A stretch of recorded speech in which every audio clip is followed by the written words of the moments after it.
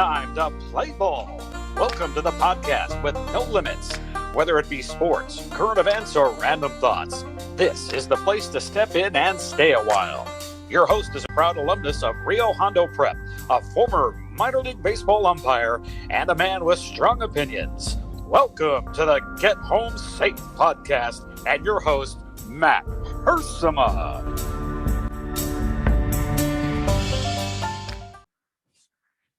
Hey guys, and welcome to another episode of Get Home Safe. Merry Christmas to everyone out there. It is Christmas Eve 2021. Very, very excited for the big day today, the big night, the big weekend. It is Christmas, guys. It's finally here. I've been talking about it for over a month. It's here. It's time to celebrate. It's time to have a cup of cheer. It's time to overindulge. It's time to share presents with family and friends and just celebrate the best time of year, in my opinion. We've been doing it all month. We've had some Christmas countdowns that I've been doing on Tuesdays with my top 10 lists. Maybe I'll get into it a little bit today with our guest today. I reserve the big assignments for some special people. And this is a guest today that we have had on multiple times. He's been a fan favorite, actually, and someone that I just enjoy talking to. I wish I could talk to more. He has moved to Las Vegas, Nevada, Henderson to be specific. And he's missed every day because we used to chat a lot. We used to have a few refreshments here and there after football games, and just a special person, a special friend. We're going to be joined today by Tracy McFate. He was actually on the podcast last year for the Christmas Day release. Christmas episode that was. So, I don't have a problem using him at Christmas time. So he gets a big Christmas Eve assignment this year. I last talked to him in the summer, shortly after I moved in here back to Covina, as he filled in for Bill Barnes, who might be making a return appearance very soon, probably next week. Not a weekly thing, just a holiday edition, if you will. Oh, I told you guys I hate that word holiday. A New Year's Eve edition of Bill Barnes, a Christmas extended edition. We'll see. But anyway, Tracy McFate is our guest today. Lots to talk about with Tracy. I always have some laughs. We worked at Fox Studios together. He got me that gig. So I'm thankful for that. I officiated a lot of football games with Tracy, as he was the former football center for our local high school unit out here. Tracy is also a former Boys Christian League member, to those of you who are Care Youth League affiliated, way back when, and went to high school at Monrovia. He worked at Azusa Pacific University. He did a lot of things that he made an impact on people. He was a friendly face, a friendly guy that was always interacting and, working hard for others. So it's my privilege to have him on the program today as we celebrate Christmas Eve. Specifically, going to ask him about all of his big plans. So guys, Merry Christmas to all. And I want to get right into the interview here, since that's why you guys tuned in, right? If you haven't heard, on Tuesday, I kind of gave my last Christmas spiel, gave my top 10 Christmas goodies, which I'm sure there'll be plenty of today, whether it's food or drink or whatever. Lots to be thankful for, lots of reasons to celebrate. No matter how you're celebrating today, this weekend. Again, Merry Christmas, man. Much love to everyone out there from the Get Home Safe podcast. All right, let's open the first gift of the Christmas season. Let's unwrap and bring on our first guest, one of our final guests of the 2021 season 2 of the Get Home Safe podcast. It's my privilege to bring on this Christmas Eve, Mr. Tracy McFate. All right, I'm very happy to see my good friend Tracy McFate back here on the podcast. This is the Christmas Eve edition of the Get Home Safe podcast. Tracy, how you doing, man? Good to see you. Merry Christmas. Merry Christmas it is, Matt. It's not happy holidays. It is Merry Christmas. Amen. Amen. It's, we'll get kicked off of the airwaves here for saying that, I'm sure. But for you and me, Merry Christmas all day, all year, all month long. Tracy, you were the former football assigner, and you passed out a lot of big assignments over the years. It's always fun for you to give a guy his first final and everything. Well, the past 2 years, you have been the Christmas guy. I can't tell you what an opportunity this is for you to have back-to-back kind of. Last year, your Christmas Day, this year, your Christmas Eve. I mean, you're my go-to guy for Christmas. I was looking for my ugly sweater and see if the throng of people that watched last year would remember that I wore the same thing. So I had to make a change. Oh, definitely. And Tracy, we got a lot to talk about a lot of fun topics, sports topics, whatever you want to do. But first off, I know we have a good friend, a former official who is not doing so well. Our thoughts and definitely our prayers are with him. You have a few words maybe to say about our good friend Rocky Better. I'm not breaking any confidence. Rocky himself posted this late last week on social media, and the guy's been battling cancer for more than 2 years. And I knew Rocky back 25 years ago when he went through a battle that he won. But he's been in and out of the hospital. And on his last visit to the hospital, they basically told him, well, they did tell him, hey, there's nothing more that we can do for you at this point. So Rocky now is at home in hospice care. And I don't have any updates, like news flashes on it. But he has battled. He has just absolutely battled. And Rocky, as an assigner, was always a challenge for me. And I've known Rocky for probably 50 years, maybe not quite that long, maybe about 45 years, but quite a while. And Rocky is like me, is very strong in his opinions. And a lot of times our opinions didn't match. And we would have some spirited discussions, but he felt very strongly in the things that he spoke about. What I will say about Rocky is he was a very good friend, and is a very good friend. My last opportunity to talk to him was the night of the Foothill Citrus Banquet, and Rocky obviously wasn't able to make it, and Rocky won the Tom McFate Award. And I called him up to let him know that.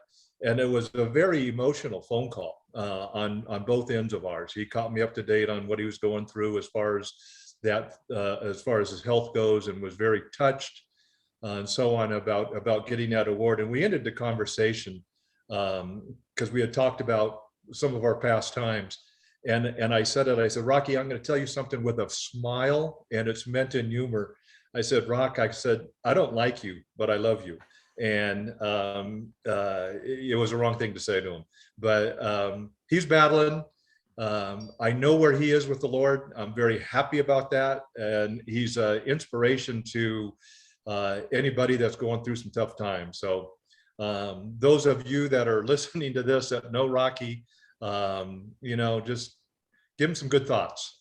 So I appreciate you giving me the opportunity to talk about him.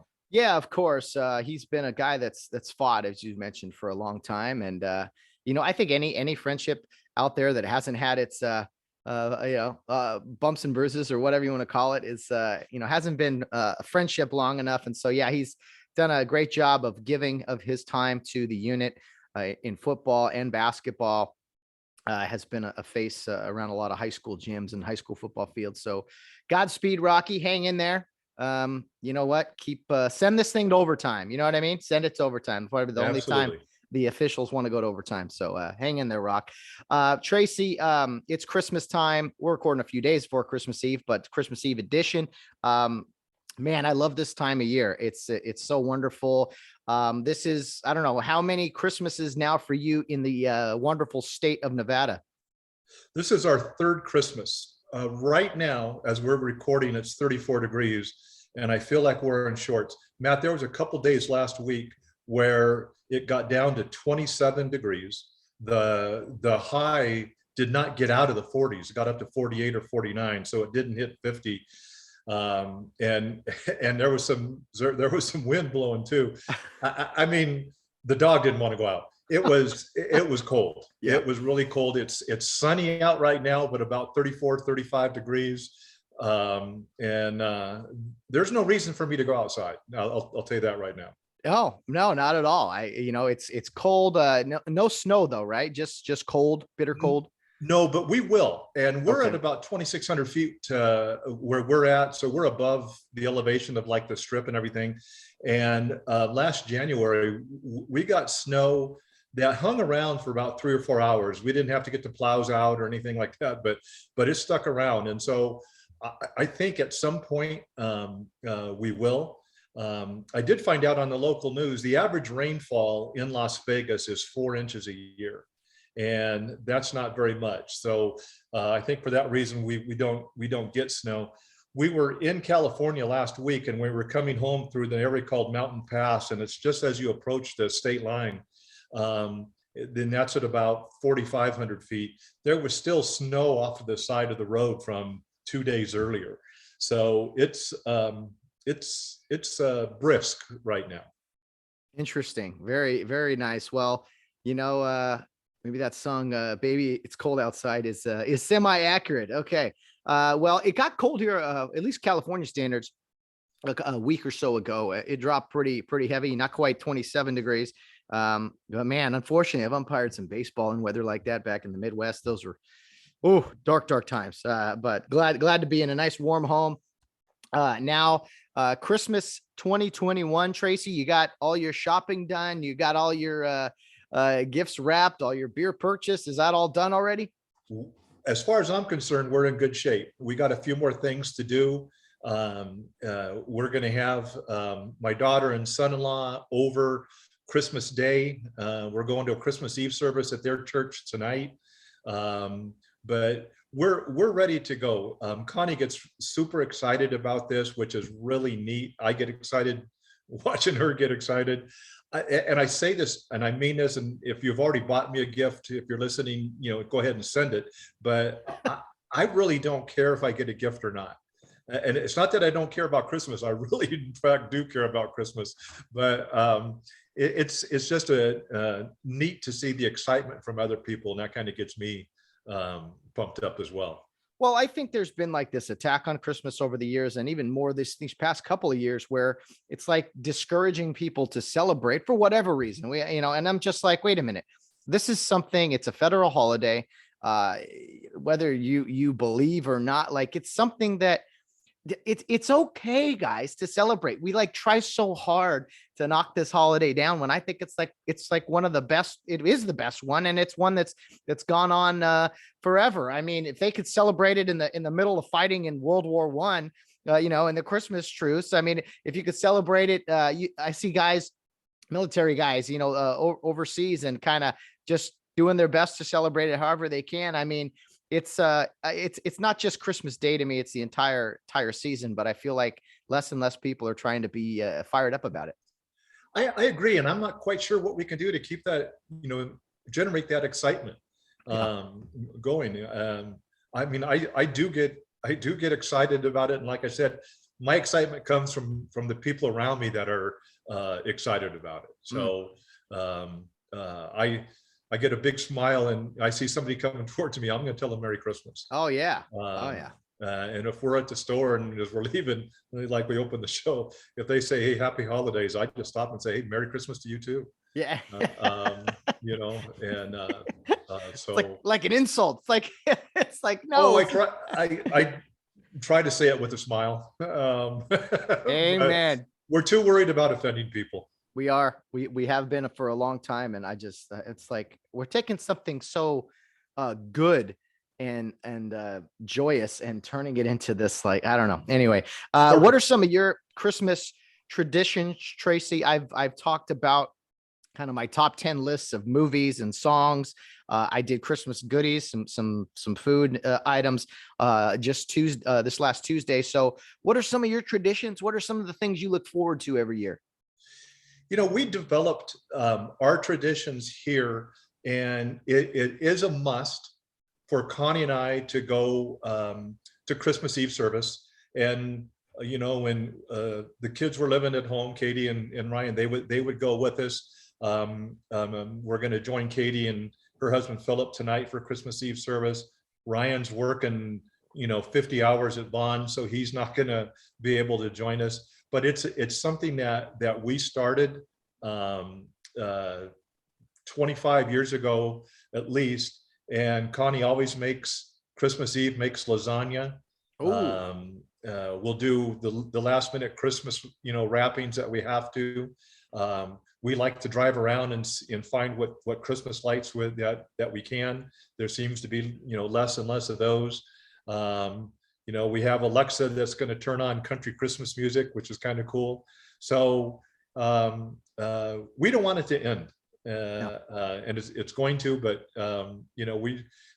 from this point forward to Christmas, it's kind of a little bit of some last minute things to do, but then kind of relax and then kind of enjoy it. I'm not into the Hallmark Christmas movies, so I kind of find a football game, to watch, while Connie's watching, some of those movies, and I'll go, they all end the same way, honey. But that's a good one. they do. They do. Well said. Yeah, not all football games do. It's unscripted. That's right. That's right. It's a beautiful thing. So, I like, there's so many, unfortunately, Christmas time, there's so many great things, food items out. There's candy everywhere. There's cookies everywhere. There's, you got your hot chocolate, of course, eggnog. There's all kinds of just bad foods for you around, out and about, but it's kind of the time of year where, you indulge a little bit. Other than lasagna, what are some other things you kind of like to partake in? Well, we always get See's candy. We have not yet gotten that, and I'm glad you brought that up, because I think there's a kind of a mall around here called the District that we're going to have to stop by, and it's going to have to happen today. But we're going to have to get some See's candy. I have in that box, it's kind of funny, they have a candy called the Bordeaux, which has like the sprinkles on it and it's cream filled and that stuff. And if your last name is McFate or used to be McFate, people know, don't touch that one. Don't, you can have whatever else you want in there, but don't touch the Bordeaux. But that's a tradition that we have on there. So now that we're here, it's less and less family around, which is too bad. I know that they're all going to enjoy Christmas in their own way, which is terrific. Just kind of establishing, your own traditions. Yeah. It is different here in Nevada. There's absolutely no question about it. But the biggest one is a Christmas Eve service. It's a must for Connie and I. No, and Glenkirk here in Glendora used to do some really good ones. Just you go there, you can't not feel in the Christmas spirit, all the lights and everything. And the candle lighting that they'd have at the end. And the silent, outside, the candle lit. Yeah. Oh man, that's just spectacular. What about Vegas? Like Vegas is all about, neon lights and everything. I've always wondered that. Do they do kind of cool Christmas decorations with lights and everything? They do, and at the Vegas, where they have the NASCAR races, is a little bit out of town, not too far out of town, but they light that place up, and they gave the number of lights that they have there, but they open it up and you drive around the track, and it's really lit up. We have not gone to there. We've seen it on the news, but that is a tradition that I think they even did last year. The casinos don't get into it so much because they really don't need to. But there's a Bellagio that has that we didn't go to last year. We haven't gone to but they have minimum 50 Christmas trees, all together that they decorate, and they get a big crowd of people. For us, we've been there once or twice. There's no need for us to fight those crowds and go there again. Yeah. My friend Max here, his son decorates their house. That is, he's got a pretty good sized house, but he probably has a dozen blow ups. He's got lights everywhere. And it was really kind of funny when he decorated the house for Halloween. It tripped the breaker in the garage, and their refrigerator went out in the garage for a few hours. And Max goes, that's the beer refrigerator. So we need to fix that. And let me know when it's fixed and I'll be over. But it's just, some of these people really do. Where we're at here, it's a kind of an older community. We have Christmas lights up outside. There's not too many that do. Yeah. We are kind of the younger ones here, believe it or not. Okay, I got you. Have you seen a lot of how do I say this, U-Hauls with California license plates the past few months? We definitely have. And when a house up in our area goes up for sale, it does not stay for sale long. Wow. And you know, we've seen a lot of them. You know, what was very interesting, when we were moving 2 years ago, we were thinking about doing the move ourselves, and it was double the cost for the same U-Haul truck to go from Glendora to Henderson than it was from Henderson to Glendora. And you know, that's California. But yeah, there are a lot of moving vans and U-Hauls and that kind of stuff that we see on a constant basis. So I got to ask you, when you've been gone a few years now, so when you come back, you were here just last week, you come back to California, your home, where born and raised, specifically Glendora, where you spent so many years. I got to imagine there's a feel of, oh man, yeah, I miss being here, but there's also got to be a feel somewhere of like, I don't really miss being here. So is it kind of like both emotions?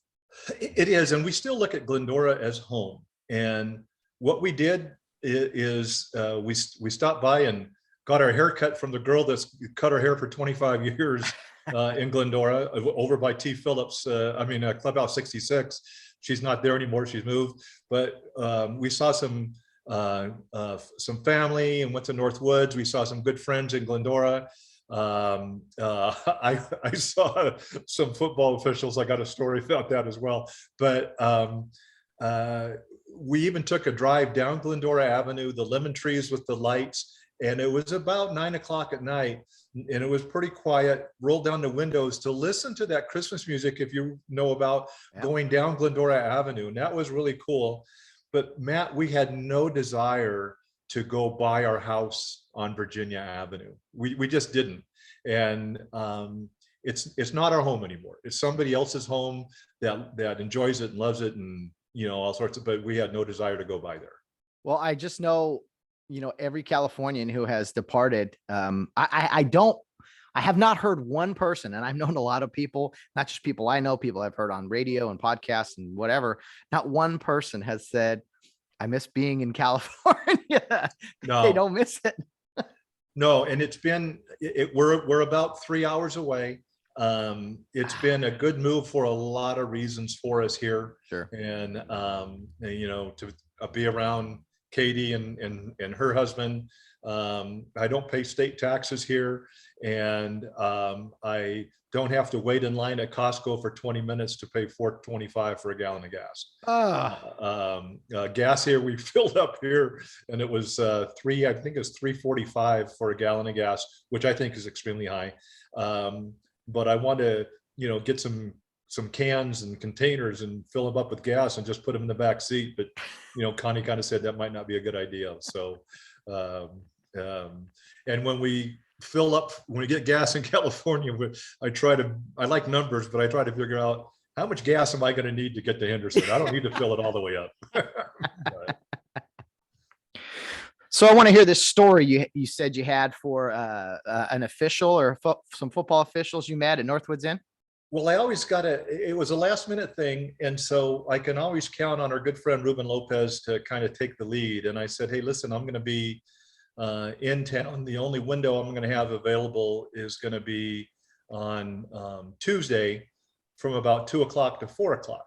And he said, okay. And we were going to go out to Rude Dogs out by Bobby Gordon's. And we didn't have enough time with my schedule. So at about 1:45, Connie and I went to lunch met some APU friend. And then I was going to meet Ruben at about 1:45. He came and picked me up, and Mario Weezar was with him. It was really good to see Mario. Yeah. And so it's raining, and I'm wearing my University of Michigan hat that Bob Gordon got me. And so they told me that I couldn't get in the car if I wore that hat, and I continued to wear the hat. And, they gave me some crap about having that hat on. So we get to Sir Lordsburg's, and Bobby's not there yet. Bob Gordon isn't there yet. And we ordered a beer, and then Bob Gordon walked in and he saw my hat. And the first thing that Bob Gordon said is you guys are on your own, but whatever T-Mac is drinking is on me. And I go, oh my. And I thought so that hat stayed on the rest of the night.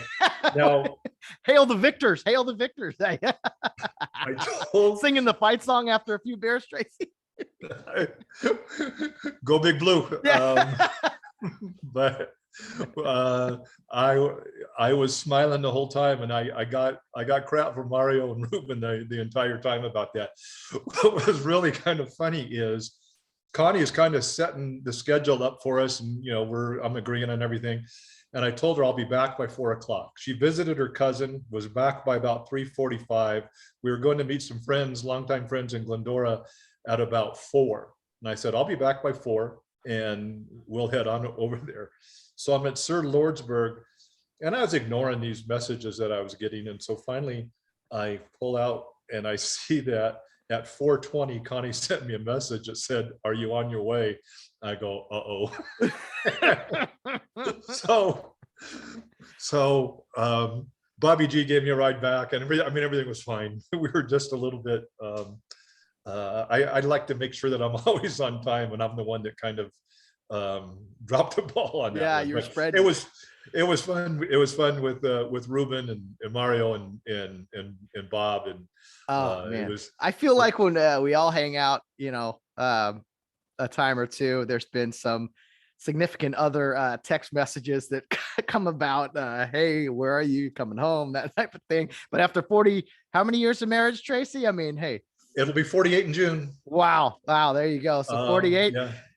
There will be, in fact, a 48th, a 49th, and beyond, despite the text messages. That's well, there will be. And Connie wasn't mad. She did remind me that I'm the one that set the schedule on there. She wasn't mad. She, wanted to make sure that I, wasn't across the driveway at the Laverne police station or anything like that. She has the exact tone and sense of humor that I think really just the two of you together for 48 years has just been spectacular. Oh, I'm definitely over my skis on this one, Matt. Every June we get the wedding photo from you on Facebook, the white tux, the long hair, the mustache.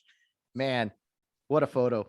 I've had some people tell me that's a porn mustache, and so yeah, that goes back a ways. So drinking beers for free, courtesy of the Michigan. Now, Bob, is it alumni of Michigan, or I know he's from Michigan. He went to I think he is an alumni, but he worked for him for years, and I think he at least was the director of development. He may have even been a vice president. I don't want to give him a title that he didn't have. Yeah. But he even moved out to California, Southern California, and he had an office near Santa Anita Racetrack that was a University of Michigan office for development. Yeah. And so he was a fundraiser, and many years ago when Moeller was the football coach at Michigan, he was Bob and him were friends. And when Michigan came out and practiced at Citrus College and then at Saddleback College, Bobby got us the gig where we would go officiate Michigan scrimmages before the Rose Bowl game. Man. So he's got definitely the Michigan connections for sure. Remind me to pick up a Michigan hat sometime before I see Bob. Next time we're out having some beverages. That sounds like a good purchase, a return on investment, we'll say. I'm not sure if that dog hunts anymore, but it came in handy on Tuesday. I'll tell you that, because I stopped drinking Bud Light and went to 805. Oh, of course. Yeah. Hey, these are Michigan beverages here. So yeah, the girl said, "You want a 16 or a 24?" I said 24, and don't ask me again. Yeah. Oh, I love it. It's good seeing friends and family and such. A lot of good times hanging. Yeah, I don't think Ruben's in a big hurry to see me anytime soon, but that's okay too. I was sorry I couldn't make it. This whole Christmas season, with FedEx is crazy. But my buddy Luther didn't make it, and Luther is having to work, and I'm going, man, where are we? What's wrong? Who are you guys? Yeah, I know. You should try this whole retired thing in another state. It's way better. Yeah. I drove 220 miles. You can't come 3? Yeah.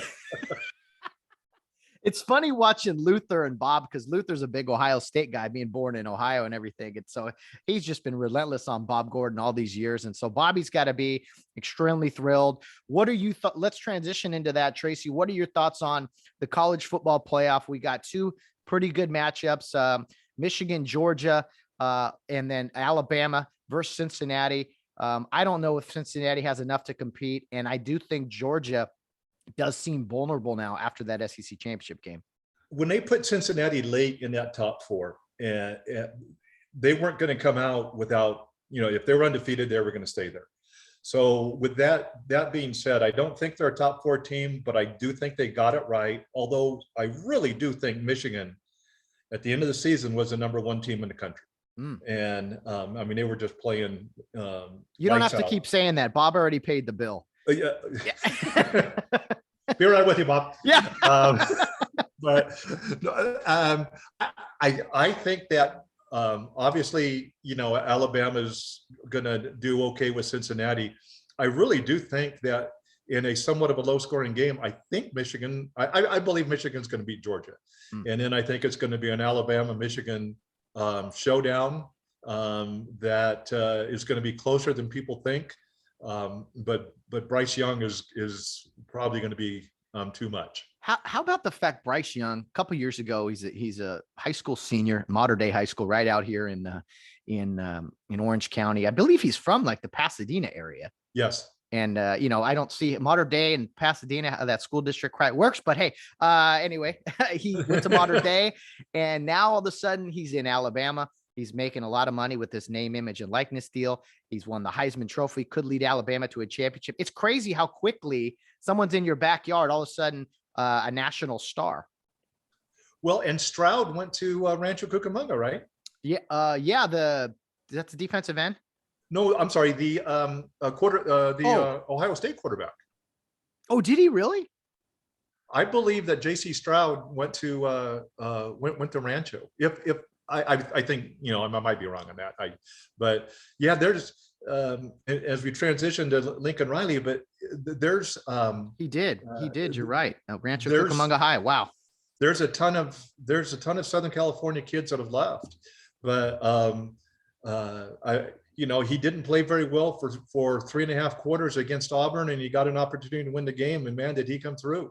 And then of course against Georgia, I mean, that's the best performance I've seen all year. Yeah, in the biggest game. I mean, nobody could score on Georgia. I was shocked to see Alabama put up as many points, and Georgia just fell flat. I mean, they lost to Alabama in the title game a few years back on the Tua walk-off. I mean, they can't seem to get over the hump. They've had some amazing teams, and it's not like Kirby Smart's doing a bad job. I mean, they're right there.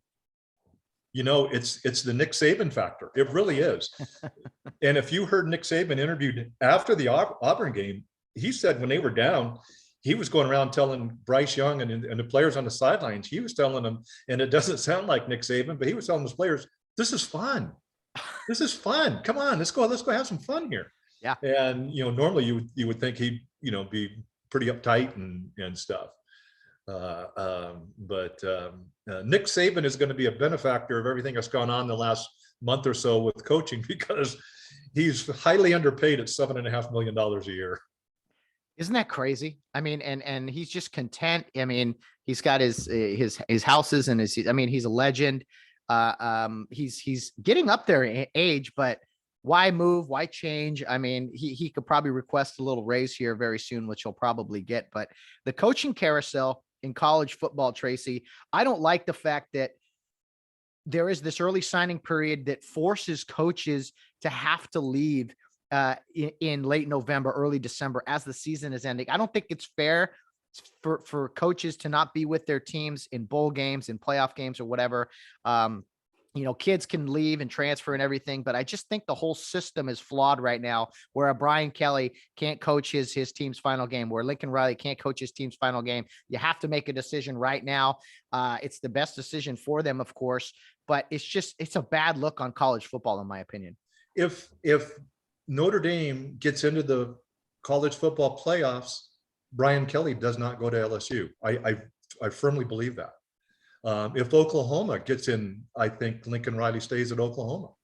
because I don't think they'd leave their team when they're in the Final Four. But there's so much reaction type signings. I mean, what has Mel Tucker done? And I'm not trying to be funny here. Mel Tucker hasn't done anything. And he got a $9.5 million, he got a 10-year contract, I believe, at 9.5. And that's just crazy. Just crazy. It reminds me of the Charlie Weiss deal years back when he really hadn't done anything yet. And he got this huge deal on potential. I get guys like Brian Kelly, Lincoln Riley getting big deals because they have a body of work. And I actually think Mel Tucker's a great coach. And I think Michigan State is a good place for him to compete in the Big Ten. And I think that's a good fit for him. I don't know how he would do in the SEC or elsewhere, but yeah, it does seem like the whole idea of like projection now of coaches is kind of what the rule of the world of the land is. None of these coaches, including Lincoln Riley, I don't think are going to be where they're at right now in 5 years. Wow.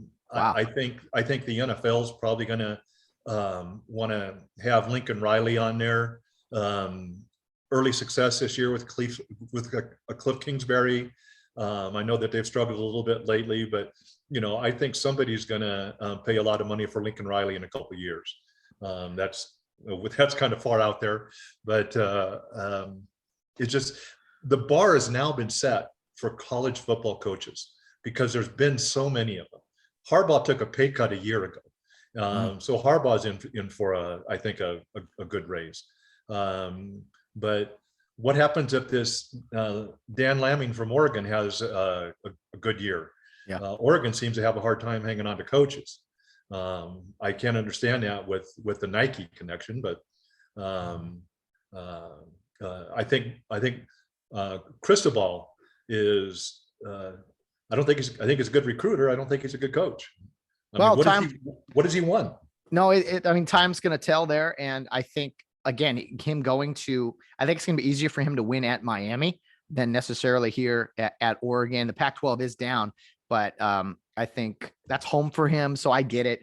But Lincoln Riley coming to SC, that was the big surprise, I think, in college football. And then a day or so later, Brian Kelly bolted for LSU. That's pretty big news too. But everyone for months was speculating, what is USC going to do?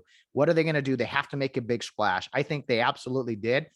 They dusted off the old checkbook as well. They bought his houses in Oklahoma. They bought him a new house. The final numbers are astronomical now. I don't know about taxes and everything, but what do you make overall of USC hiring Lincoln Riley? Well, he also has use at his of the USC jet, yeah. of a private jet. I can't think of a better hire than what they did. And I never even thought Lincoln Riley was in play. Yeah. But I can't think of any other coach that is better for this situation. No, I mean, take anybody, Saban, Ryan Day, anybody for this situation, because the guy knows Southern California. He's recruiting kids from Southern California, from Orange County, to go to Norman, Oklahoma. You got to be good to do that. Yeah. And he's going to keep the California kids local. And I also think what it's going to do, I think it's going to make Chip Kelly better on there. And so I think we'll see a little bit of resurgence in the pack. At first, I thought that USC, they're going to need a year, to be challenging. I don't think that anymore. No. I see where Kenton Slovis signed, he's going to Pitt now. I don't think Jackson Dart is a lock at quarterback. I think he's going to go into spring ball as a number one quarterback, but I think he's going to have some people looking over his shoulder. And I think Lincoln Riley is inviting that competition. I think their biggest question mark now is if they can get some offensive linemen. Matt, they got the offensive line coach from Texas A&M, who's also going to be the offensive coordinator.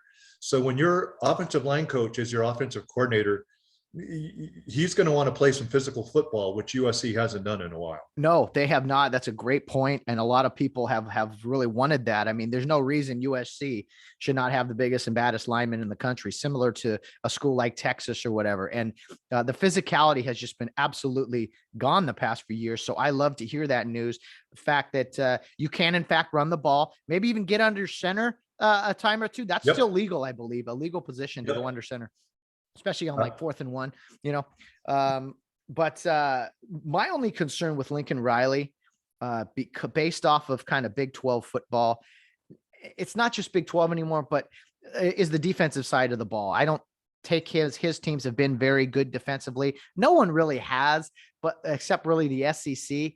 So maybe I shouldn't be as worried about that. But I just want to see some of those USC defenses that, if you remember the Pete Carroll era, people talk about Reggie Bush and Leinart and all that. That all started with some real nasty defenses. Troy Polamalu, Matt Gruda, good. All those guys, Brian Cushing. I mean, just nasty, tough defensive football players that really sparked that era in USC football. Absolutely. And their secondary was absolutely horrible. And I am looking for the picture of the UCLA quarterback hurdling the USC DB on his way to the end zone in that game, because it's almost like, it reminds me of when I played Little League baseball and I was scared of the ball and I closed my eyes and swing and hope maybe they hit my bat. That kid there that was trying to make the tackle for USC, his head's down and his eyes are closed as Thompson is hurdling him on his way to the end zone for like point number 58 or something like that. Yeah. They got to get rid of that. They just have to get rid of that. And my friend who's a big USC guy says that was a 5-star defensive back. And that from San Diego, and I forget his name. No need to come up with that. Yeah. But I pay no attention to 3-star, 4-star, 5-star. And that doesn't mean anything to me coming out of high school. Can the kid be coached and can he play? And I don't think they got real good coaching at USC the last couple of years. I think Clay Hilton is a great guy, nice guy, but he wasn't a good head coach. Everybody says that. I think he's going to be fine at the school he ended up, kind of a lower tier program. I think that's more what he's built for. Yes. So I actually wish him well. A lot of people despised him, but USC, I think, in the right direction. You can't argue with what Lincoln Riley has done with quarterbacks. He's a young guy, which I like. As long as the NFL doesn't pry him away, I think he could be at USC a long time. There's a big difference in Norman, Oklahoma and Los Angeles. So I'm curious how this all plays out. I'm ready for, late August to see the Lincoln Riley project underway. Matt, I want to see in November, 80,000 people at the Rose Bowl, USC in red, UCLA in blue, where the winner of that game wins the Pac-12 South. Amen. And they're possibly fighting for a spot in the 12-team playoffs. Yeah. I mean, I want that game to be relevant because it's been a long time since that game's been relevant. When they come out with the football schedules, man, one of the first things I do is what's the date of that game? Mm-hmm. And I hope that happens. And then that's just going to make the Pac-12 stronger as well. Because the Pac-12 is not relevant right now, and that's a shame. No, it used to be bashed all the time for being soft and the left coast, and when there were some pretty good teams out here in SC and Oregon and such, and I'm ready to get that back. Even Washington had some good years, and so hopefully Pac-12 can make a push here. Tracy, a few weeks back, I talked about rivalries in college football, and you're a college football guy. You officiated in college football for quite some time. I think the USC-UCLA rivalry is up there big time because it is two schools in the same city, Westwood and South Central. I know, still Los Angeles, but a few miles apart. Yeah. And then I mentioned Army Navy being probably the most special and the best rivalry in all the sports. What are some rivalries in college football that come to mind for you? And I don't know if you heard my list or not. I forget what some of those are, but one that I was part of, and those are going to laugh, was in the Big West Conference, and they called the Boise State Idaho game the Civil War. And my last year, it was at Boise. It was after Thanksgiving that they played the game. I might have been like around December 1st. And what I remember is when I flew into Boise and I look out the window and there's snow on the ground. I go, oh my. And Pete Gotro was a referee. Okay. But we go to, it was a 1 o'clock kick. We got to be there at 10 o'clock. We stayed maybe a mile away. We drove into the parking lot at Boise Stadium, and there is about a dozen Boise students, no shirt and shorts. And it was maybe 30 degrees. And I thought, man, those kids' parents got to be proud. But I mean, they took that seriously. But I love the Michigan Ohio State rivalry. I just think it was, this year's game reminded me of years past with Bo Schembechler and Woody Hayes and, you know, those type of guys, because it used to come on at 9 a.m, followed by the SC UCLA game. And because, you know, here's an afternoon or day where we're going to see who's coming to the Rose Bowl. Yeah. And that was always, I just loved that game. And what do you think of Army Navy? I love how they do that as a standalone game after all the conference championships. I do too, because you got kids that truly want to be playing football. And you know, Army has a pretty good team this year. Yeah. And to see see the stands full of cadets and midshipmen and those type of things, that really is something special. It really is. And a lot of times the president's been there, and, you know, it seems like they're rotating the game now to a few places back east. You know, New York City this year, a lot of times it's Philadelphia, but that is special. It tugs at the heartstrings. It's like this, you know, Americana. I don't know. It's everything about it. Some people might roll their eyes at it, but I love it. I you know, it's option football. Yeah. You're not going to get better effort from the two sides, and the spirited rivalry, we shall say. They're on the same team after the game, right? And the singing of the alma maters back to back is yes. Like, oh man, one of the best things in sports. Yes. There's no personal fouls in that game. And you know, for those seniors on that team, you know, it's probably the last time that they're going to put on a uniform, and maybe a few months down the road, they're going to be in Saudi Arabia or somewhere, yeah, you know, defending our country. And, you know, I forget about that. And this kind of brings it all back. Definitely. These are guys, every one of these guys is going to be an officer. And, you know, at least that's my understanding. So, you know, it is pretty special. I totally agree with you. Yeah. What other rivalry games did you officiate?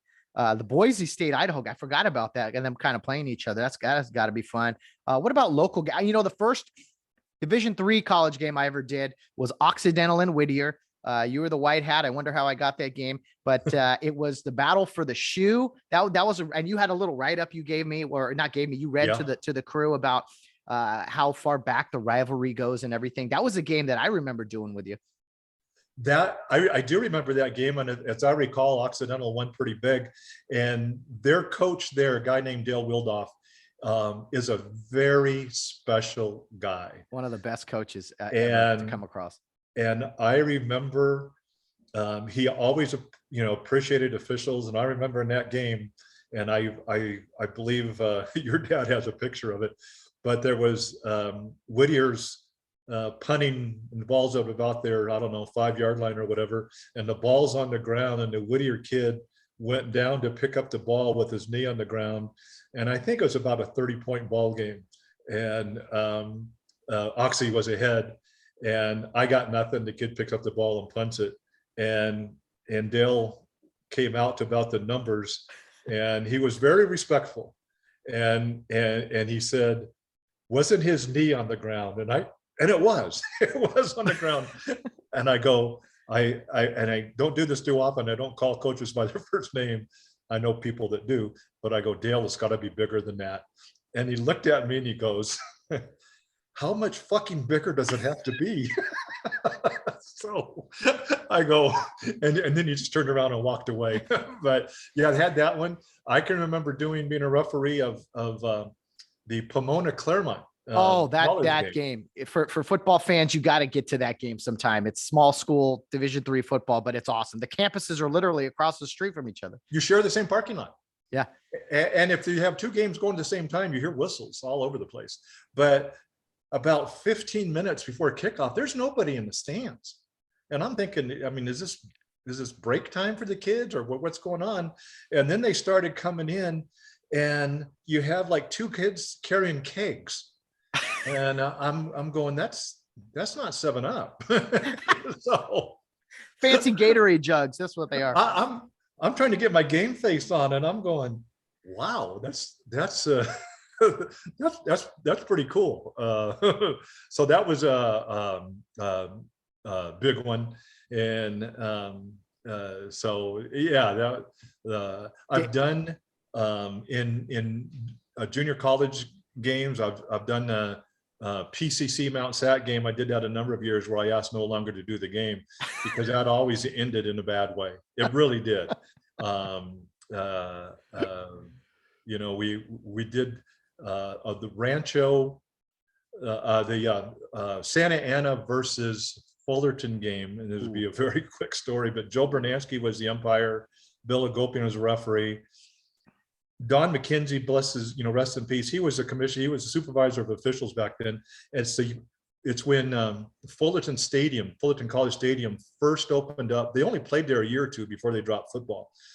But we go in at halftime, and Don McKenzie just wanted to say hi to us and so on.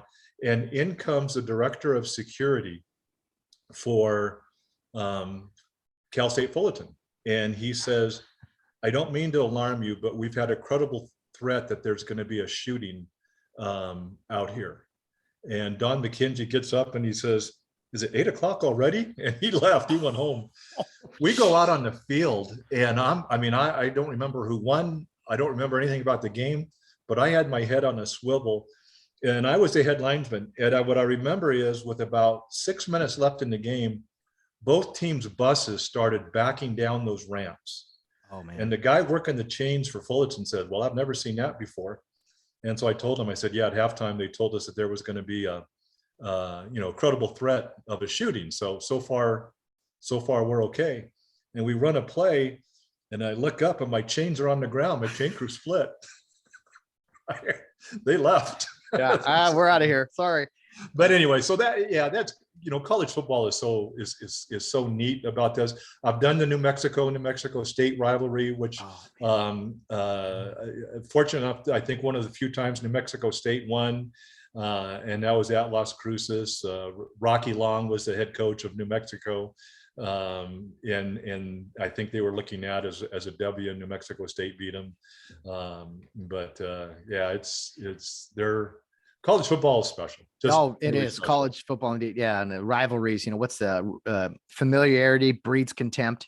Something like that. And rivalries, I think, at the college level kind of mean more. But there's some good ones in high school football too. A lot of inner city type of stuff. Tracy, we got to talk briefly some high school football. With both of our alma maters. Monrovia had a 10-0 season, lost 27-25 to Norte Vista in the playoffs. That whole competitive equity playoff selections or whatever. Monrovia, unfortunately, one loss, but it was in the playoffs. Norte Vista, the first round playoff is 10-0 versus 10-1. Our Norte Vista might have been 10-0. Okay. But you had some of those matchups in the first round that I just don't agree with. Yeah. That you saw some teams get knocked out early. I mean, at some point you're going to have to play them and you're going to have to beat them.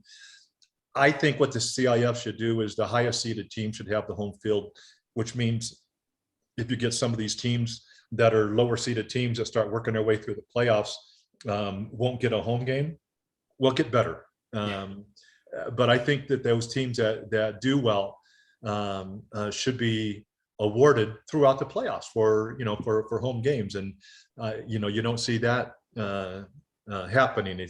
They tend to alternate the sites. But yeah, this year the rumor that I heard is that there were some local teams that may have wanted to lose during the regular season to get into lower playoff tiers. And I noticed that you had some teams that were under 500 that were in the semifinals. And to me, that's maybe not right. I mean, I like equity in the whole bit on there. Within reason. I mean, my alma mater, as you're well aware, Yep. Rio Hondo Prep, has never played above Division 12, I believe. Ended up in Division 7 out of 14. And sorry, there's 100 kids in the entire school, and we're not talking about God bless them, but we're not talking about 5-star athletes like some schools bring in, but as a former Boys Christian League member yourself, you got to be proud of the Rio Hondo Prep Cares with their huge win over the San Gabriel Valley juggernaut Charter Oak in the playoffs. Absolutely. And I don't think on the Charter Oak side, I'm positive that Dominic Farrar, the head coach, did not take Rio Hondo Prep lightly. But it's hard probably to be preaching all week long to a bunch of 16 and 17-year-olds that are going to play a school of enrollment of 100 that was playing in Division 12 to take them seriously. And whether they did or didn't, they got schooled. They just got schooled. And that is what happened was so good for high school football. It really was. And I was glad to see that. I know people on both sides of that ball and good people, but that was good for football. Man, that got everybody's attention. It sure did. And it's a shame that it took that to get everybody's attention. Well said. Very well said. I don't know if Rio can compete with the likes of Monrovia and such, but not even a Charter Oak team that is down. We'll say. I was at the game, Tracy. I mean, they had some exceptional athletes, some exceptional talent, very well coached team as always. And it was no fluke. I will say that Rio trailed by 1 point for exactly 1 minute of that football game. Yeah. And physically they hung in there. And I found this out after the game. Tracy, they played. There was only 15 guys that got on the field that night, all night for Rio Hondo Prep. That's absolutely amazing. And didn't Rio Hondo Prep just do some drives offensively that just kept burning the clock? Well, exactly. And in the fourth quarter, you have the 7-point lead and you're trying to burn the clock. They got some huge 3rd and 1, 4th and 1 conversions that did burn a lot of clock. I mean, when Rio doesn't throw the ball often anyway, but when the defense knows you got to run, knows you got to get a first down, and to still be able to execute it in the fourth quarter, I mean, it was really exciting to see. Yeah. I mean, there's, Rio Hondo Prep was saying, there's where we're going. And we're going to keep going there until you stop us. Yeah. And so, yeah, that was just, it caught a lot of people by surprise when I don't think it really should have. How surprised were you when you heard the score? When you heard, did you honestly feel Rio could compete? Were you shocked when you heard the final score? I mean, it's all good either way. I knew that Rio could compete. I really thought that they would be on the short end of a tight score. Yeah. I really did, and that there was going to be the moral victory, which nobody likes, and stuff. But that's the way I thought it was going to play out. Obviously, I didn't do my homework well enough, but I was really following the game through you and through Twitter, and I'm going, oh my gosh. Yeah. Oh my gosh. Because really Charter Oak, I think they had a turnover late, but wasn't that about it? That was pretty much it. Yeah, turnover wise. Yeah, the interception. And I'll say this, Tracy, it was a 37-30 game, but the interception should have been a pick six. He went down to the 1 yard line, took a knee. So in my opinion, Rio won that game by 14 points, even though on paper it's only 7, but Charter Oak never touched the ball again with the unselfish knee from senior captain Damian Diaz. And that was it, man. What a highlight for those kids. Yeah.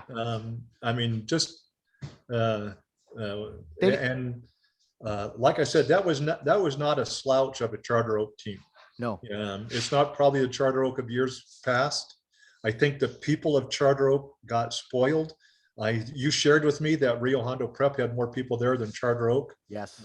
Which is kind of a embarrassment. Connie and I went to the Charter Oak Walnut game about a week before we moved, and it was dedicating the field to Lou Farrar. Lou was on via video and that kind of thing. And there were empty seats in the stands, and that just, it really disappointed me. Yeah. And but what happened on the field with Rio Hondo Prep is nothing but good for San Gabriel Valley football. No, I hear you there. And you know what, while we're talking Charter Oak, do you have a story you can share about Coach Lou Farrar? You may have told it on the podcast before, but legendary coach at Charter Oak, who's now passed away. His son is the head coach and athletic director, Dominic Farrar. But you've reffed a lot of Charter Oak football games over the years. Early on, it was a love-hate relationship with Lou, and he, but I mean, just a sweetheart of a guy, as far as I'll tell you right now. But I can remember where, and Art Andrade was the line judge on their side of the field, and there was a kid for Charter Oak that didn't care too much for one of my calls, and he said enough to get ejected. And so, flagged him, told Art, hey, number 22's done for what he said. And here comes Farrar's out. He takes a timeout. He's out to the numbers with his hands up, or hands on his head, the way he would do it. And he goes, why did you kick him out of the game? And I said, I didn't kick him out of the game. And Art is standing right next to me, and Art's eyes got really big. And Lou points at Art, he told me that you kicked him out of the game. And I said, no, coach, when number 22 called me what he called me, he made a choice that he no longer wanted to play tonight. And now Dominic's standing right behind. And so Lou says, what did he say? Because I could see the kid telling Dominic, I didn't say anything. And I said, he'll tell you what he said. And so Lou turns around and what did you say? And the kid told Lou, and Lou goes, that's not what we do. And so we go on and we keep on playing. And Dominic comes up to me at a timeout and he says, my job tomorrow during film is he will be out on the field running 40-yard wind sprints, and he will run 40-yard wind sprints until he pukes. And when he's done, we're going to go watch film. And that was my best Lou Farrar story. The other one was where he took a timeout because he didn't like a pass interference call. Fourth quarter, they're up by 3 or 4 scores. And he wanted to argue the call. And as I get to him, and again, Dominic's right there. And it was late in Lou's career, late in my career. And I get over to the sideline and I said, Lou, you have 45 seconds to change my mind. And he looked at me, and Dominic just started laughing, and he turned around and walked away. So, I mean, what do you want to argue about? It's 42-7. I think it was Chino Hills, when Chino Hills was supposed to be beating him, and pretty bad. And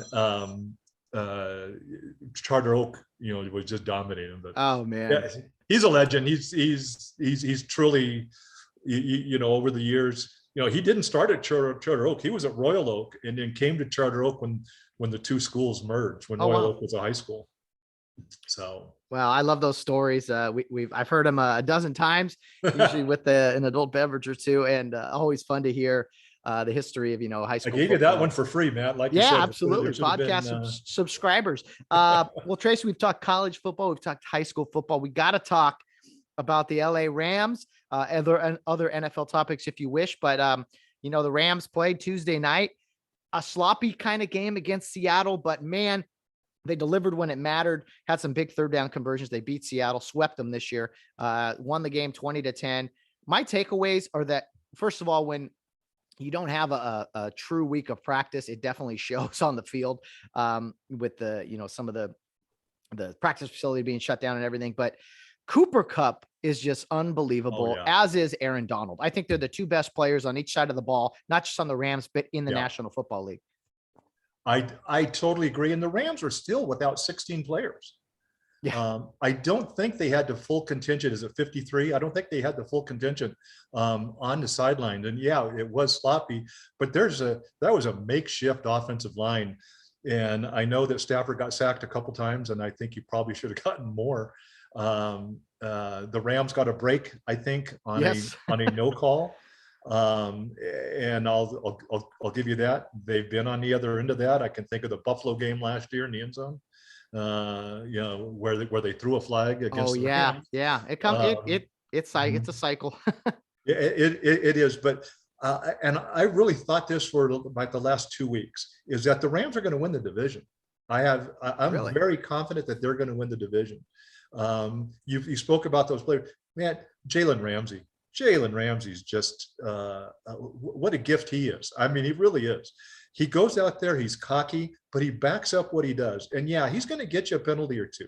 And sometimes he doesn't play real smart, but he's like 6'4" if I recall. He's a big corner, and what he does to other teams' receivers, I mean, some of the best receivers in the league, it really is phenomenal. I mean, with between Donald pressure in the quarterback, and the whole front four, front three, whatever it is, their pressure with Ramsey in coverage, forces some bad throws where he's able to make an impact. And then on the flip side, with his coverage, that gives more time for kind of this defensive front to get to the quarterback. So man, it's quite a marriage. And Ramsey, yeah, he's a cocky dude. Don't love everything he does, but he is just phenomenal on the defensive side.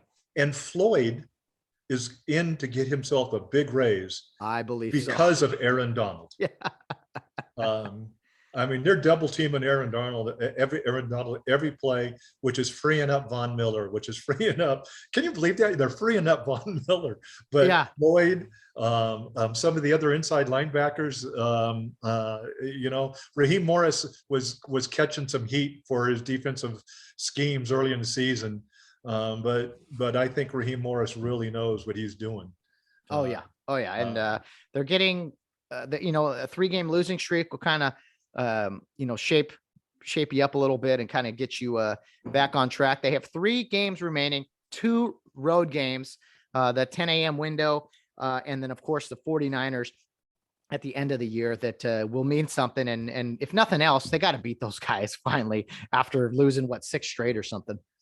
Absolutely. And if you look at Arizona's schedule, they got Indianapolis on Christmas Day. They're not going to win that one, I don't think. Then they play the Cowboys. I don't think they're going to win that one. And then they're going to have a pissed off Seattle Seahawks to close the season. And I think the Rams will run the table. The Baltimore game will be tough. Minnesota's tough, but if Kirk Cousins throws for another 87 yards, I think we're in pretty good shape.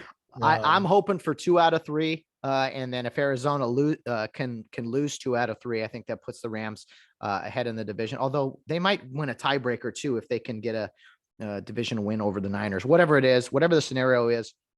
Well, right now Arizona has a tiebreaker. Yeah, because they only have divisional record. The divisional record will be the key. The Rams have right now 2 losses in the division, and Arizona's only got 1, I think.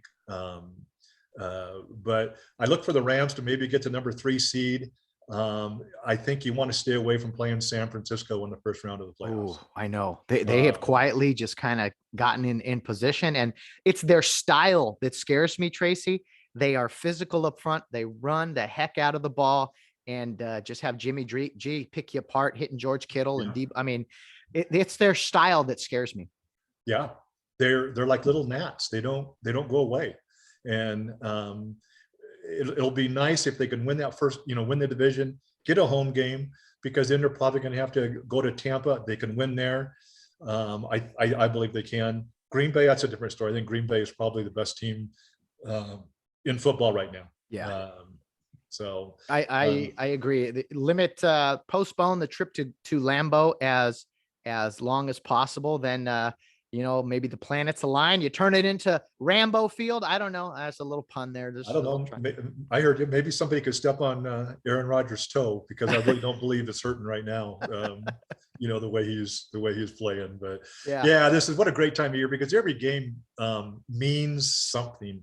Yes. I think there was 27 teams going into the week that still had a shot at the Raiders. Still have a shot at the playoffs. Yeah, they're playing their hearts out. Derek Carr, I can't say enough about that guy. What a leader he is, and darn good quarterback. After the beatdown that they got in Kansas City, the local paper here, I went online, and the main sports writer for the Review Journal in Las Vegas, his headlines is, "The Raiders should fire everybody." So started as an expansion team or whatever. Very rational. Yeah. Oh man.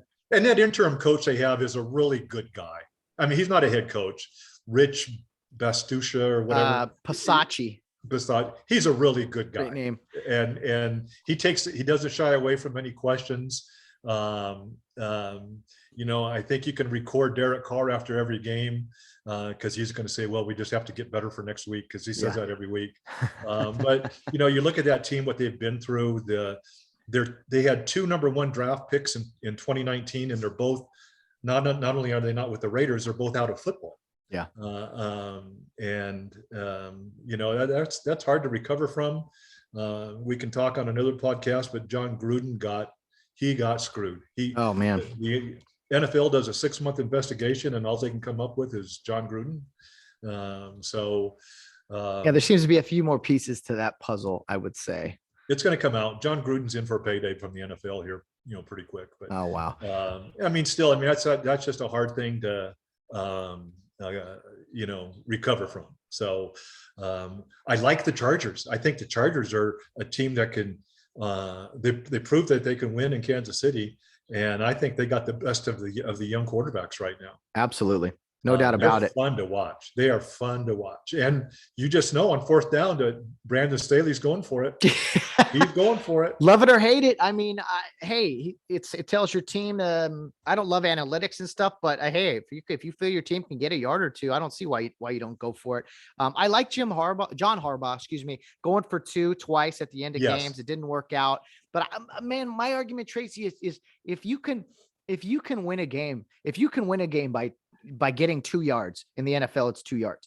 If you can win a game by going just 2 yards, there's too many other factors. You can miss the extra point on a kick. You may not get the ball in overtime. I think if, one play, it shortens the game also. I mean, players are a fan of that. So 1 play to win a game, go for 2 at the end of the game. You had the Ram tickets when they were in Anaheim, and I remember this. I'm a little bit older than you, but I remember when the Minnesota Vikings came into Anaheim, and we sat down on the first baseline. So the game was ending near our end of the field. The Vikings needed a field goal to tie to send it into overtime, and they were inside the 2-yard line, and they chose to go for it, and the Rams stopped them and won the game.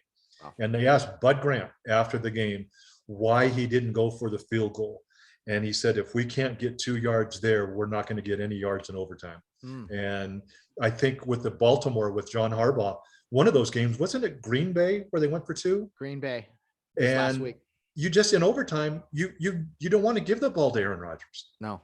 You'll never see the ball. You'll never. And you had a backup quarterback. So you want a backup quarterback to go toe to toe with Aaron Rodgers in overtime? I mean, it's 2 yards. If you can't get 2 yards, you can't win a game. That's just, I'm always a fan of going for 2. It's probably the coolest play in sports. The very end of a game, under a minute, and a team down by a point, going for 2. I love it. It's drama. It's 1 play. It's really awesome. Well, it was kind of like Tampa, when they scored the touchdown in overtime 2 weeks ago. You just know that Tom Brady wasn't going to settle for a field goal and give the other team a chance, because if you score the touchdown, game's over. And I agree with that.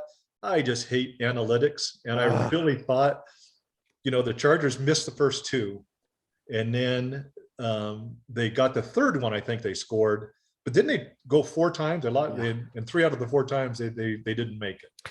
Yeah. But Brandon Staley came out after the game and said, "We'll do it again. Yeah, we'll do it again."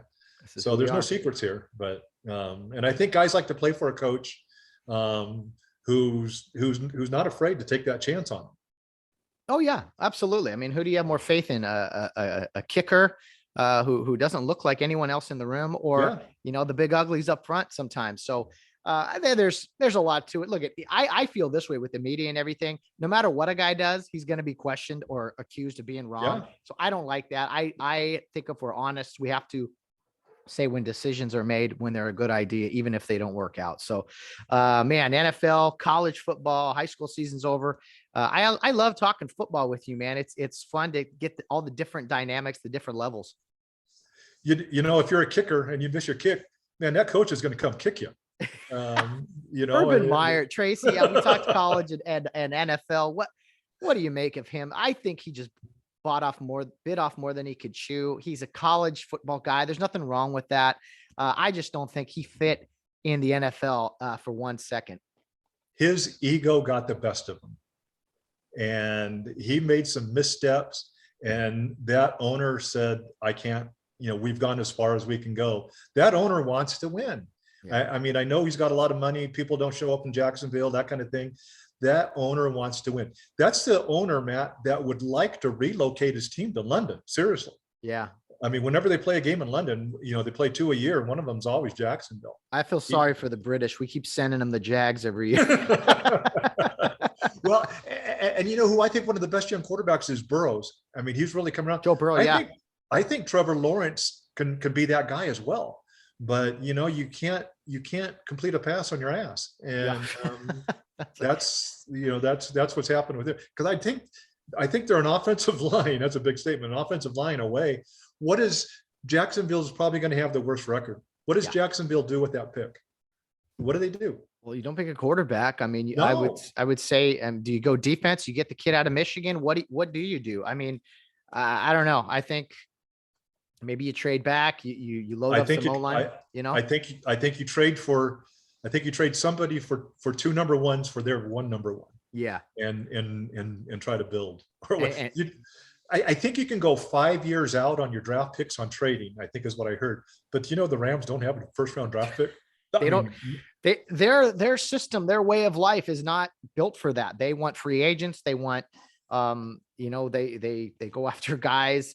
They want guaranteed players, not projections, we'll say. So it's been working for them. I'll say that. You can't argue with the results.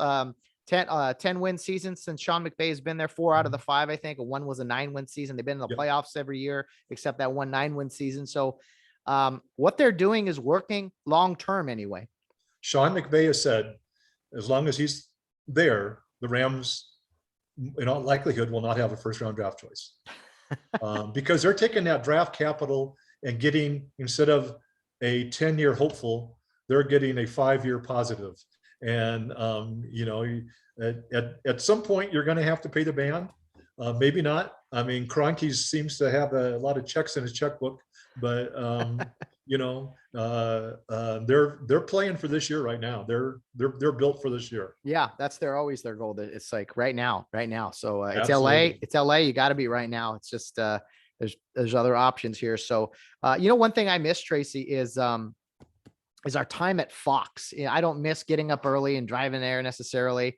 Sometimes it was a late night on Saturday, or it turned into I do remember. morning. I'm dusting off my eyes when you guys picked me up a few times. I always had a story or something, usually from the night before.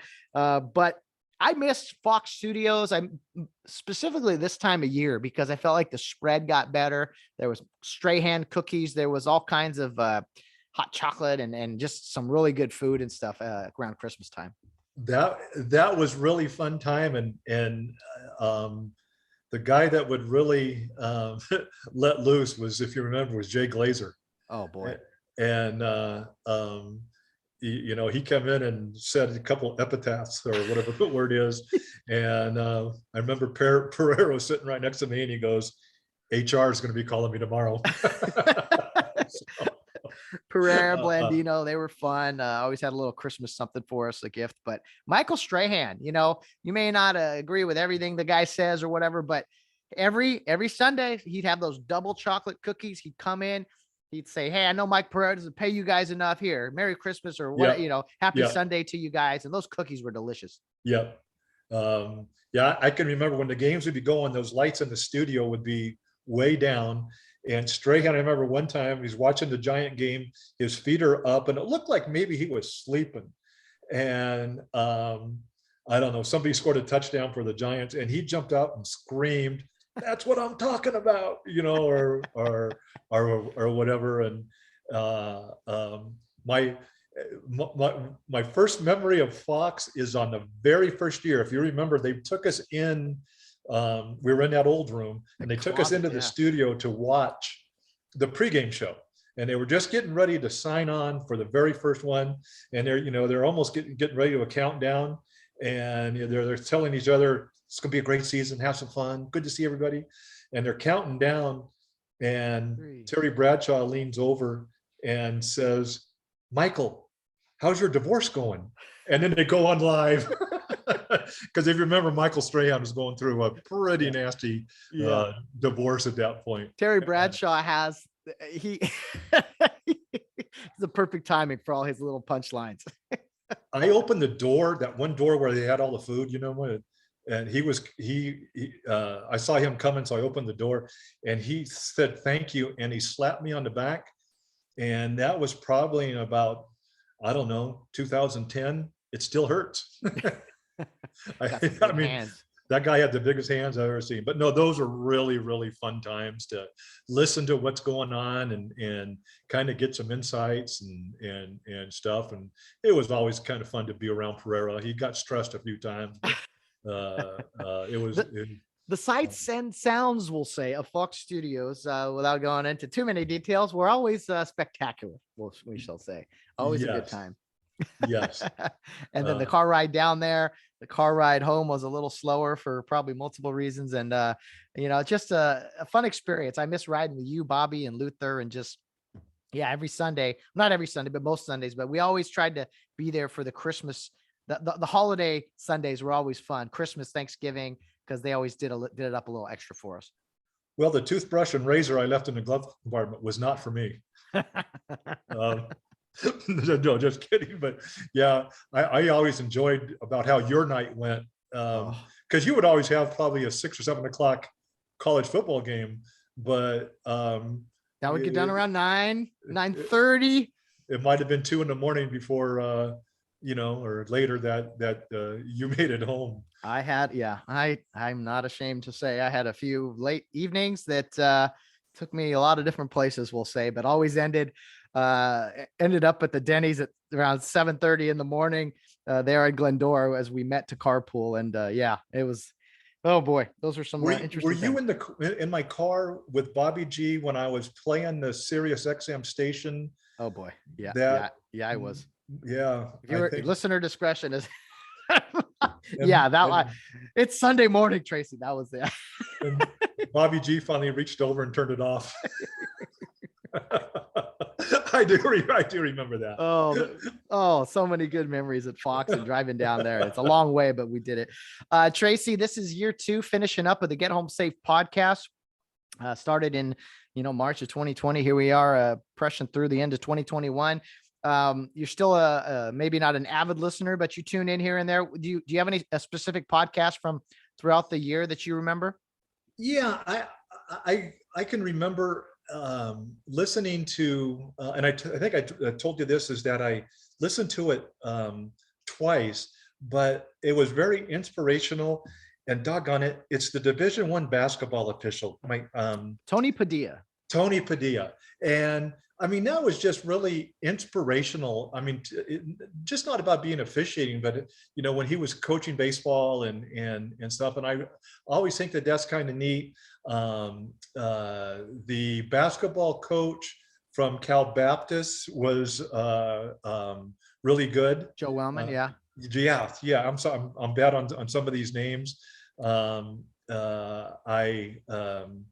would always get my fill of our good friend Bill Barnes, and I mean, he would verbalize what a lot of us thought, and there's no question about that.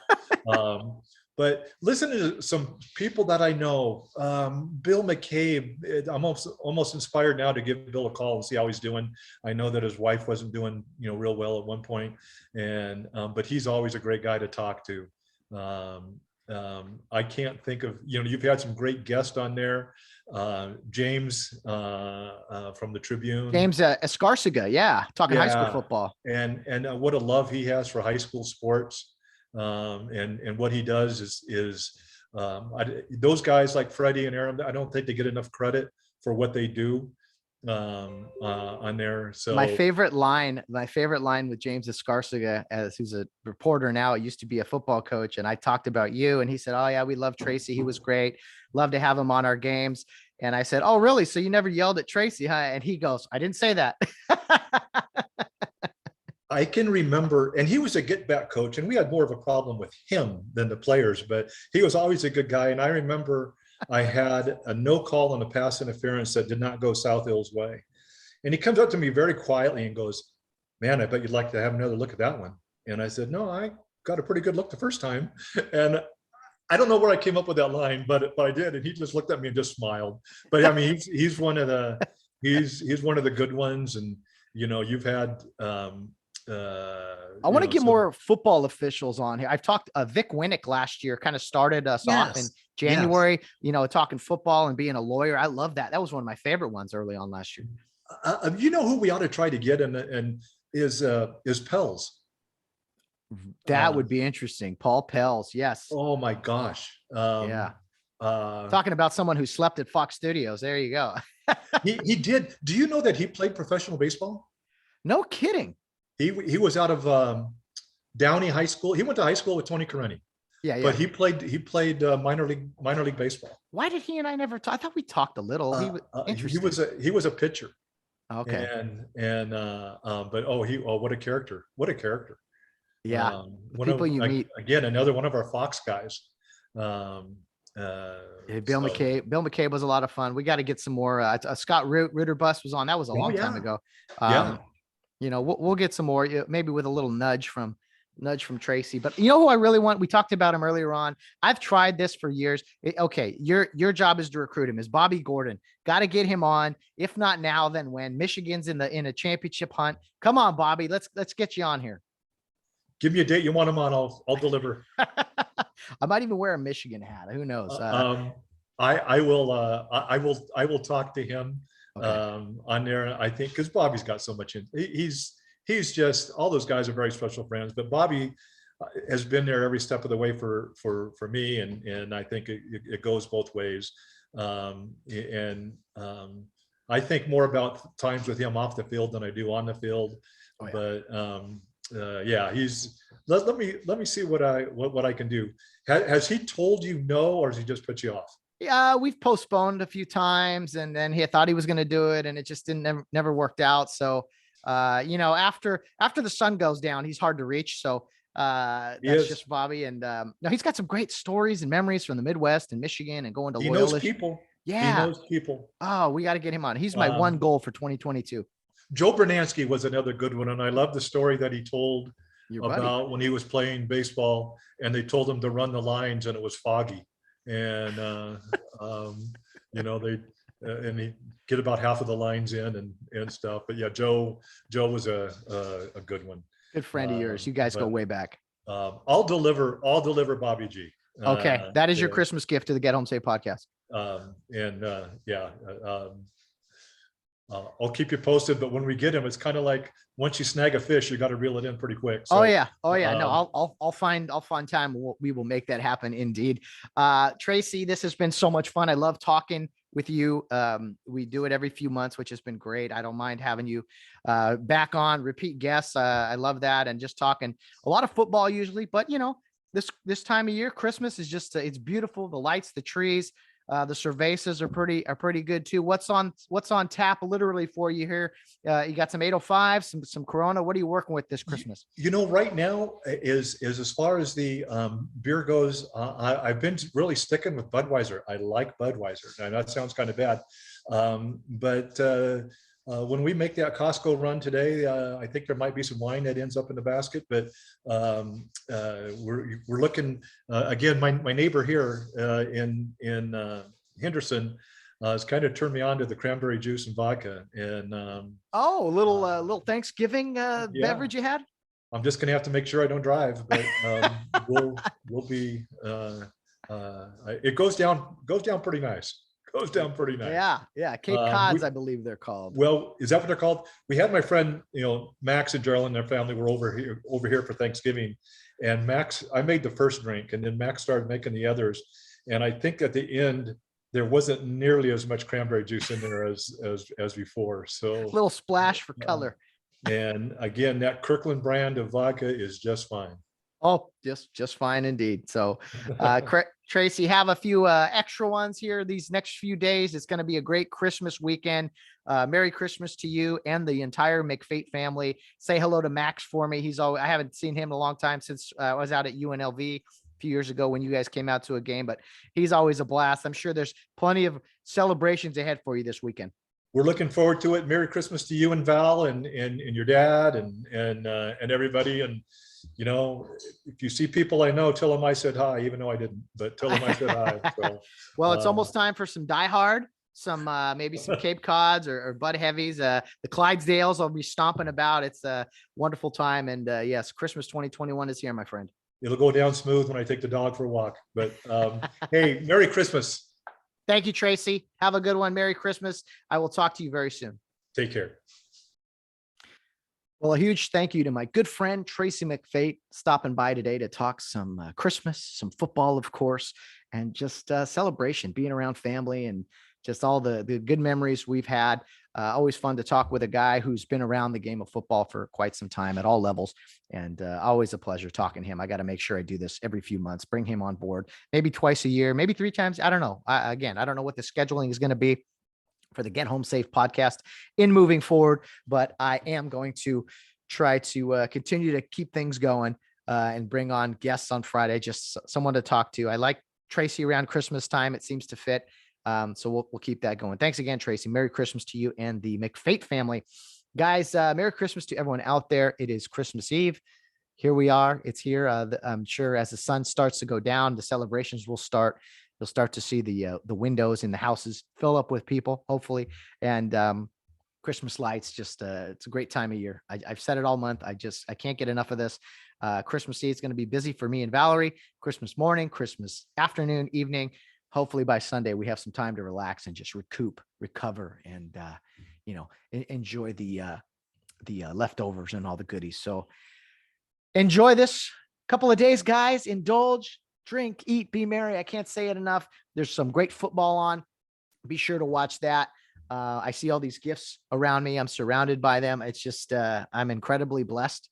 Life is not easy for a lot of people, for myself even, but you know what, if we stop and look around, I think we can truly embrace what is around us, the great people, the opportunities we have. There's a lot of negativity going around right now, the past year, even 2 years.